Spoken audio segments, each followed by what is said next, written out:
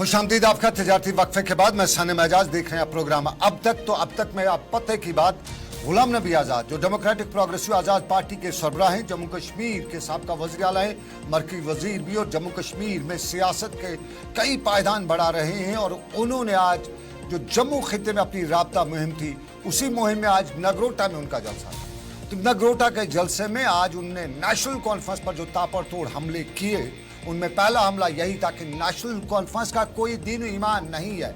National conference ने कभी असूलों की सियासत की नहीं है। वो 2008-2014 में बीजेपी के साथ मिलने की बड़ी तमन्ना लेके चले थे। और साबका वज़ीर आला गुलाम नबी आज़ाद ने बताया कि इस वक्त भी नेशनल कॉन्फ्रेंस और बीजेपी में कहीं न कहीं बातचीत चल रही है। और जो बीजेपी के और नेशनल कॉन्फ्रेंस के, या यूं कहीं नेशनल कॉन्फ्रेंस के साबका सूबाई सदर और फिलहाल जो प्रेसिडेंट हैं बीजेपी के सीनियर लीडर हैं देवेंद्र राणा, उनके इंटरव्यू के तनाजुर का जिक्र करते हुए उन्होंने बताया कि दफ़ा 370 की मनसूई के वक्त फारूक अब्दुल्ला खामोश रहे, और वो खामोश मीटिंग से पहले ही, उस 370 के फैसले से पहले ही दिल्ली में कराए गए थे। और आज भी वो खामोश हैं, और कल का जो उनका बयान है वो उसी तनाजुर में है कि वो बीजेपी के साथ आने वाले वक्त में मिल सकते हैं। सलमान निज़ामी डेमोक्रेटिक प्रोग्रेसिव आज़ाद पार्टी के सीनियर लीडरान हैं, मेरे साथ इस वक्त फोन लाइन पे मौजूद हैं। बहुत बहुत शुक्रिया सलमान। जो कुछ मैंने बताया या जो कुछ मैंने सुना, आज़ाद साहब का बयान जो सुना कि नेशनल कॉन्फ्रेंस जो है, इससे कभी भी जम्मू कश्मीर की आवाम का इन्होंने इसका ख्याल नहीं किया, बल्कि इन्हें कुर्सी के लिए किया, ये आज़ाद साहब बता रहे। इसमें कितनी हकीकत है? आज़ाद साहब ने ऐसे अल्फाज का इस्तेमाल किया?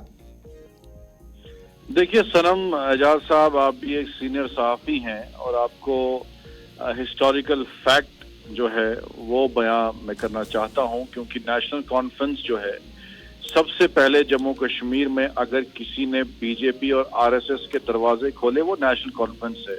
और उमर अब्दुल्ला साहब जो है यूनियन मिनिस्टर बने बीजेपी के जब सरकार में थे, और उस वक्त सैफुद्दीन सोज साहब, हालांकि आज हम कांग्रेस में नहीं है, लेकिन उन्होंने जुर्रत की कि बीजेपी सरकार के खिलाफ उन्होंने वोट दिया तो बीजेपी सरकार गिर गई। लेकिन नेशनल कॉन्फ्रेंस ने बीजेपी के सपोर्ट में वोट किया था, क्योंकि उमर अब्दुल्ला साहब उनके वजीर थे, फारूक अब्दुल्ला साहब उनके साथ थे। तो इसीलिए आर्टिकल 370 जब हटा 5 अगस्त को, तो 2 दिन पहले जो है जम्मू कश्मीर की कोई भी तंजीम जो है हिंदुस्तान के वजीर आजम नरेंद्र मोदी से मिलने नहीं गई दिल्ली। वो सिर्फ नेशनल कॉन्फ्रेंस के 3 लीडर, जिसमें फारूक अब्दुल्ला साहब, उमर अब्दुल्ला साहब, हसनैन मसूदी जो उनके एमपी हैं, वो दिल्ली जाते हैं और वो हिंदुस्तान के वजीर आजम से 3 दिन पहले आर्टिकल 370 के हटने से मुलाकात करते हैं। तो क्या डील हुई? उसके बाद ईडी आज उनके समन्स भी जारी हो रहे हैं। फिर ऑन रिकॉर्ड, हालांकि उमर अब्दुल्ला साहब ने इल्जाम मीडिया पे लगाया है, लेकिन हमने वो इंटरव्यू सुना जिसमें एक चैनल पे फारूक अब्दुल्ला साहब ने जो है साफ कहा कि हमारे दरवाजे खुले हैं, क्योंकि वो पहले भी बीजेपी के साथ जो है उनका अलायंस रहा है। और आर्टिकल 370 पे ठीक है, वो जो है उस वक्त सब लोग जो है जेल में थे, लेकिन उसके बाद भी चाहे लैंड इविक्शन ऑर्डर आया, बुलडोजर चले, तो एनसी ने कहीं प्रोटेस्ट नहीं किया, एनसी ने कहीं उन बुलडोजरों के खिलाफ जो है एहतजाज नहीं किया या बीजेपी के खिलाफ नहीं कहा। सिर्फ वो जो है अपनी कुर्सी की लालच में जब उन्होंने गुफ्कार अलायंस बनाया, अगर लोगों के जो है हित में वो इत्तेहाद बना था, वो अलायंस बना था, तो फिर आज क्यों लालच पड़ गई एनसी को कि उन्होंने पीडीपी को छोड़ दिया? उस वक्त कहा जाता था कि हमने जम्मू कश्मीर को बचाना है, हमने बीजेपी को यहां से हटाना है, हमने बीजेपी को हराना है। तो अगर पीडीपी और कांग्रेस और एनसी का अलायंस हुआ था या गुफ्कार अलायंस बना था, तो क्यों एनसी ने जिद की कि भाई हमें ही इलेक्शन लड़ना है? नहीं, तो मैं एक सवाल, ये पावर ग्रीड है। सलमान, आप जर्नलिस्ट भी रह चुके हैं खुद भी, और सियासत में आप बड़ा नाम है आपका और बड़ी सियासत आप कर चुके हैं। आज़ाद साहब कोई आम शख्सियत नहीं है, वो एक आम आदमी बयान देता तो हम इसको ले लेते, लेकिन आज़ाद साहब का ये कहना कि बातचीत कहीं उनकी इस वक्त चल रही है जम्मू कश्मीर में बीजेपी को वो एनडीए में जाएंगे, यानी नेशनल कॉन्फ्रेंस। देखिए दविंदर सिंह राणा जो है, सब मेरी बात से इत्तेफाक रखेंगे, क्योंकि दविंदर सिंह राणा ने ही जम्मू सूबे में नेशनल कॉन्फ्रेंस का एक ग्राफ बढ़ाया। वो सूबाई सदर थे, वो उमर अब्दुल्ला के सबसे करीबी लीडरों में उनका नाम आता था, क्योंकि वो एडवाइजर टू चीफ मिनिस्टर थे। और उनका ये कहना कि मैं विटनेस हूं कि उमर अब्दुल्ला साहब चाहते थे कि बीजेपी के साथ अलायंस हो, और उसके पहले जो है जुनैद मट्टू साहब जो आला तर्जुमान थे एनसी के, उन्होंने भी ये कहा कि उमर अब्दुल्ला साहब डेस्परेटली चाहते थे कि बीजेपी के साथ उनका अलायंस हो, और बीजेपी ने नहीं माना। अभी भी एनसी चाह रही है कि हम बीजेपी के साथ जाएं, और किस तरीके से फारूक अब्दुल्ला साहब बीजेपी को खुश करने के लिए, आपने देखा मजहबी नारे हो या पॉलिटिकल नारे हो, वो कैसे दिल्ली में जाके वाजपेयी जी का जब एक प्रोग्राम था उनका, तो उसमें कैसे उन्होंने नारे दिए फारूक अब्दुल्ला साहब ने दिल्ली को खुश करने के लिए, बीजेपी को खुश करने के लिए। इसीलिए आजाद साहब ने कहा, ये तो सबको मालूम है कि फारूक अब्दुल्ला साहब जो हैं वो दिल्ली को हमेशा खुश करने के लिए ये ड्रामा चलाते हैं। और आज जो देवेंद्र राणा साहब ने कहा है, वो तो उनके सबसे करीबी इंसान है। उसमें उमर अब्दुल्ला साहब तो डिनाई कहीं नहीं कर सकते कि देवेंद्र राणा ने गलत बोला। उमर साहब ने तो कहीं नहीं कहा कि जुनैद मट्टू ने गलत बोला। फारूक अब्दुल्ला साहब ने तो कहीं नहीं कहा कि नहीं, जो मैंने उस इंटरव्यू में कहा कि हमारे दरवाजे खुले हैं बीजेपी के लिए, वो गलत मैंने कहा। तो उन्होंने इनकार भी नहीं किया जो फारूक अब्दुल्ला साहब ने कहा। हाँ, उन्होंने ये कहा कि हमारी बात कांग्रेस से भी चल रही है।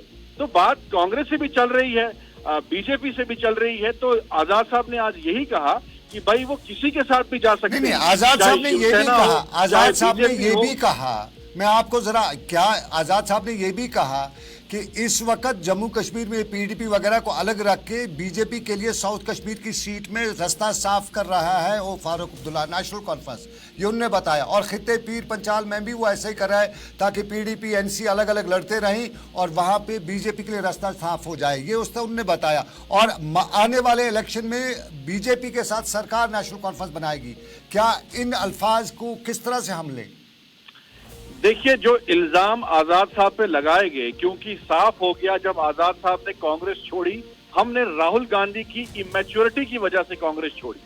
और आज साबित हुआ जब ममता बनर्जी ने भी कहा कि हम राहुल गांधी के पीछे चलने को राजी नहीं हैं। आजाद साहब चाहते थे कि कांग्रेस जो है जीते, लेकिन ममता बनर्जी, अखिलेश यादव जो बीजेपी का मुकाबला करते हैं, कपिल सिब्बल हो, गुलाम नबी आजाद साहब हो, तो आजाद साहब ने हाल ही में बयान दिया कि भाई मैं तो बीजेपी की मदद से कभी वजीर नहीं बना, न जाऊंगा। लेकिन जो नेशनल कॉन्फ्रेंस पहले बीजेपी के साथ मिली थी, और आज भी नेशनल कॉन्फ्रेंस ने साफ कर दिया कि हमारे दरवाजे बीजेपी के लिए खुले हैं। अब ये बीजेपी तक है कि वो नेशनल कॉन्फ्रेंस को एक्सेप्ट करती है या पहले की तरह 2014 की तरह रिजेक्ट करती है। तो लेकिन जिस तरीके से बीजेपी और एनसी, ये साफ हो गया था जब आर्टिकल 370 हटा, 2 दिन पहले सिर्फ नेशनल कॉन्फ्रेंस दिल्ली गई और वहां प्राइम मिनिस्टर के साथ उनकी डील हुई। वो उनको अभी तक उस पर सफाई उन्होंने नहीं दी कि वो बातचीत क्या थी, सिर्फ नेशनल कॉन्फ्रेंस को क्यों बुलाया गया दिल्ली। उनका पुराना एक रिश्ता है बीजेपी के साथ। आजाद साहब ने हर पब्लिक मीटिंग में कहा कि मैं तो कभी बीजेपी के साथ नहीं जाऊंगा। आजाद साहब लोगों के मसले उठाते हैं। आजाद साहब बीजेपी का मुकाबला जम्मू कश्मीर में कर रहे हैं।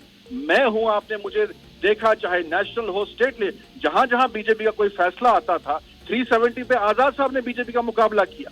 आज भी आजाद साहब ने कहा कि भाई आर्टिकल 370 का हटना जो है अनकॉन्स्टिट्यूशनल था। उस वक्त एनसी और पीडीपी जो है वो सामने नहीं आई, ना उन्होंने बोला उसके बाद। इसलिए आज भी आजाद साहब ने साफ कर दिया कि भाई 2014 में मुझे मालूम था कि बीजेपी और एनसी का अलायंस की बातचीत चल रही है। और आज भी फारूक अब्दुल्ला साहब ने तो साफ कर दिया कि भाई हम जो है उनके साथ बना सकते हैं। तो उन्होंने इनकार नहीं किया इस बात को लेके कि भाई हमारा अलायंस नहीं होगा या हमारी बातचीत उनके साथ नहीं चल रही है। उन्होंने ये सफाई दी उमर साहब ने कि हमारी बात कांग्रेस के साथ भी, तो जहां डील उनकी फाइनल हो जाएगी वो वहां जंप कर लेंगे। चलिए सलमान लोगों की तो परवाह नहीं है। सलमान निजामी, बहुत बहुत शुक्रिया। आप बड़े लीडर हैं, नेशनल कॉन्फ्रेंस आजाद साहब के राइट हैंड आप माने जाते हैं। और जो कुछ भी आज गुलाम नबी आजाद साहब ने कहा, उसके बाद की सियासत में क्या उतार चढ़ाव आते हैं वो वक्त बताएगा। लेकिन गुलाम नबी आजाद ने 2 चीजें आज साफ कर दी। जब 5 अगस्त 2019 का फैसला हुआ तो उस वक्त उमर अब्दुल्ला जस्टिस हसनैन मसूदी और फारूक अब्दुल्ला, ये 3 लोग गए वज़ीर-ए-आज़म से मिले और उनका ये भी कहना था कि मोहम्मद अकबर लोन पे इन्हें भरोसा नहीं था कि मोहम्मद अकबर लोन कहीं आके पब्लिक में ना बताए, इसलिए मेंबर पार्लियामेंट होते हुए उसको साथ नहीं लिया गया। और तब इन्होंने 5 अगस्त के पहले जम्मू कश्मीर की सियासत के साथ मोदी जी को यस किया। और फिर आज भी नेशनल कॉन्फ्रेंस जो है वो दिल्ली में बीजेपी के साथ बातचीत कर रही है और आने वाले वक्त में उन्होंने कहा कि आप देखिएगा बीजेपी और नेशनल कॉन्फ्रेंस एक ही पलड़े में होंगी। सलमान निजामी लाइव नशरियात में मेरे साथ थे और उनके साथ वहां पर भी नगरोटा में मौजूद थे। बहुत बहुत शुक्रिया सलमान। तो आपको बताएं नाजरीन, ये तस्वीर का वो रुख है जिसके बारे में जम्मू कश्मीर के सियासतदानों के पर अक्सर सवाल उठते रहते हैं। सवाल आज भी उठे हैं और इन्हीं सवालात के घेरे में बहुत सी सियासी लीडर जम्मू कश्मीर के आते हैं और अक्सर आमतौर पे जम्मू कश्मीर में कहा जाता है कि यहाँ सियासत तो है लेकिन लीडर वफा नहीं करते हैं। ये जारी रहेगा अब तक में, लेकिन एक छोटे से तजारती वक्फे के बाद दोबारा आएंगे आपके पास और आपके पास दोबारा लाएंगे खबर सियासत की।